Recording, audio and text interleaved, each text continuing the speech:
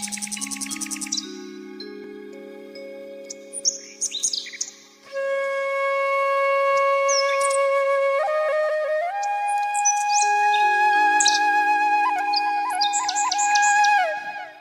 श्री राम मित्रों, अहिल्या कौन थी और वह पत्थर की क्यों बन गई? मित्रों, अहिल्या ब्रह्मा जी की मानस पुत्री थी और रूप और सौंदर्य में अप्सराओं से भी अधिक सुंदर थी वह। जब वह यौवनावस्था में पहुंची तो उसके रूप और सौंदर्य की चर्चाएं तीनों लोकों में फैल गई। सभी देवतागण और ऋषि मुनि उसके साथ विवाह करने के लिए लालायित रहते थे। जब वह विवाह योग्य हुई तो ब्रह्मा जी ने सभी को निमंत्रित किया और एक कठिन शर्त रखी उसके साथ विवाह करने की कि जो कोई भी तीनों लोकों का भ्रमण करके सबसे पहले मेरे पास पहुंचेगा उसी के साथ अहिल्या का विवाह कर दिया जाएगा। मित्रों, यह शर्त बड़ी कठिन थी, लेकिन ऋषि गौतम ने यह शर्त जीत ली। फलस्वरूप अत्रि के पुत्र गौतम ऋषि के साथ अहिल्या का पाणी ग्रहण कर दिया गया। उस समय इंद्र भी इस होड़ में शामिल था और वह लालायित था अहिल्या से विवाह करने के लिए। वह उसके रूप और सौंदर्य पर पूर्ण रूप से आसक्त हो गया। ऋषि अपनी पत्नी को लेकर आश्रम में आते हैं। दोनों का दाम्पत्य जीवन बड़ा सुखमय तरीके से बीतने लगता है। दोनों एक दूसरे के प्रति पूर्ण रूप से समर्पित होते हैं और साथ साथ में तप और साधना में लीन रहते हैं। इधर इंद्र किसी भी तरह से अहिल्या को पाना चाहता है। उसके मन से अहिल्या निकल नहीं पाती। वह छल प्रपंच का सहारा लेकर और अहिल्या के साथ शारीरिक संसर्ग का सुख भोगना चाहता है। इस कार्य में वह अपना साथी बनाता है चंद्रमा को। दोनों स्वर्गलोक से पृथ्वीलोक पर आते हैं। ऋषि गौतम के आश्रम के पास छुपकर ऋषि की दिनचर्या का बारीकी से अध्ययन करते हैं और पाते हैं कि ऋषि भोर होने से पूर्व ही उठ जाते हैं और गंगा तट पर जाकर स्नान आदि से निवृत्त होकर पूजा पाठ करके और 2 घंटे बाद वापस सूर्योदय के समय आश्रम में पहुंचते हैं। उन्होंने इसी समय का मौका देखा, फायदा उठाना चाहा। ऋषि को ऐसा एहसास करवा दिया रात्रि के तीसरे पहर में ही जैसे भोर हो गई हो। यह कार्य चंद्रमा का था। उसने ऐसा वातावरण बना दिया कि ऋषि को लगे कि भोर होने वाली है।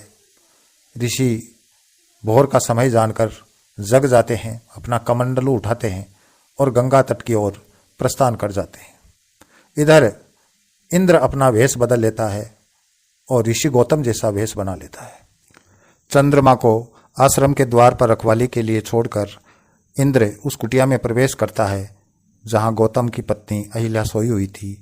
वह उसके पास जाकर सो जाता है और शारीरिक संसर्ग करता है। ऋषि पत्नी अहिल्या भी इंद्र को नहीं पहचान पाती। वह सोचती है कि मेरे पति ही हैं और वह पूर्ण समर्पण भाव से उनको समर्पित हो जाती है। जब ऋषि गौतम वापस अपना नित्य क्रम निपटाकर आश्रम में आते हैं तो द्वार पर चंद्रमा को पाते हैं और अंदर से कुटिया से निकलते हुए अपने ही प्रतिरूप एक व्यक्ति को देखते हैं। तो उनको समझते देर नहीं लगती कि मेरे आश्रम में मेरी अनुपस्थिति में क्या हुआ था। वो क्रोधावेश में आ जाते हैं और चंद्रमा को शाप दे देते हैं चंद्र ग्रहण का और साथ ही उसके शरीर को विकृत बना देते हैं।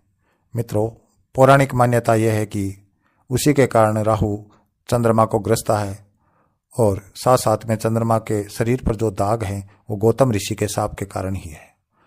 फिर इंद्र को शाप देते हैं, जो कि अपने वास्तविक रूप में आ जाता है अब तक, कि तेरे शरीर पर 1000 योनियां उत्पन्न हो जाएगी। और फिर नंबर आता है ऋषि पत्नी अहिल्या का। वो अहिल्या से क्रोधावेश में बिना कुछ सोचे समझे ही कहते हैं कि तूने अपने पति के स्पर्श और परपुरुष के स्पर्श में कोई अंतर महसूस नहीं किया, इसका मतलब तुम्हारा शरीर पत्थर का है। मैं तुम्हें शाप देता हूं कि तू पत्थर की हो जा। उसके बाद इंद्र क्षमा याचना करता है तो उसके शरीर पर जो 1000 योनियां हैं वो ऋषि दया करके उनको 1000 आंखों में परिवर्तित कर देते हैं। इसीलिए कहा जाता है कि देवराज इंद्र के शरीर पर 1000 आंखें हैं। ऋषि पत्नी अहिल्या भी रोने विलाप करने लग जाती है और कहती है कि इसमें मेरा कोई दोष नहीं है, मैंने आपके प्रति ही समर्पण किया था। अब वो रूप छल का था या वास्तविक था ये मैं निर्णय नहीं कर पाई, लेकिन इसमें मेरी कोई गलती नहीं है। अब तक ऋषि का क्रोध भी शांत हो जाता है। वो कहते हैं कि मेरा दिया हुआ साफ झूठा तो नहीं हो सकता।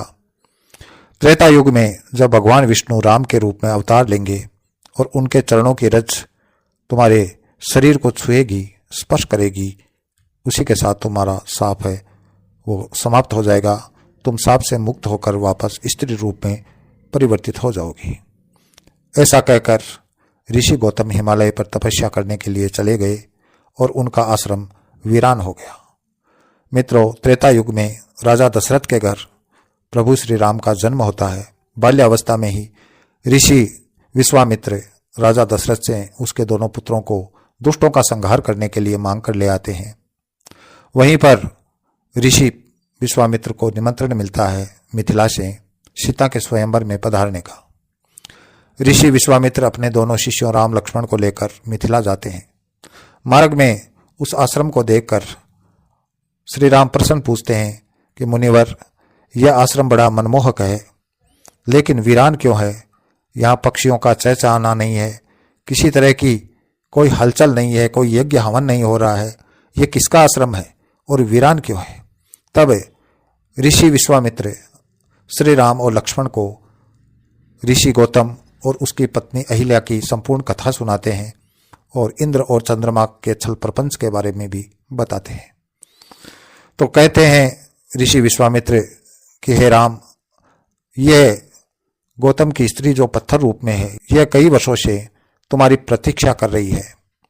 तुम अपने चरणों का स्पर्श इसके शरीर से कराओ ताकि यह साप से मुक्त हो जाए। अपने गुरुजी की आज्ञा मानकर श्री राम अपने चरणों का स्पर्श पत्थर की शिला पर करते हैं। उसी के साथ वह पत्थर की शिला वापस स्त्री रूप में बदल जाती है। हिमालय में तपस्या करते हुए गौतम ऋषि को भी अपने तपोबल से पूरी घटना की जानकारी मिल जाती है। वह हिमालय से वापस अपने आश्रम में आ जाते हैं और अपनी पत्नी को सुंदर उसी रूप में, जिस रूप में वह पत्थर की बनी थी, वही यौवनावस्था वापस उसको प्राप्त हो जाती है और आश्रम में भी चहल पहल, पक्षियों का कलरव और प्राकृतिक सौंदर्य बढ़ जाता है। फिर से वो अपना दाम्पत्य सुखी जीवन प्रारंभ करते हैं और लंबे समय तक भगवत भक्ति करते हुए इस पृथ्वी पर सुखों का भोग करते हैं। इसी के साथ मैं अपनी वाणी को विराम देता हूँ। अगले वीडियो में फिर मिलेंगे, तब तक के लिए जय श्री राम।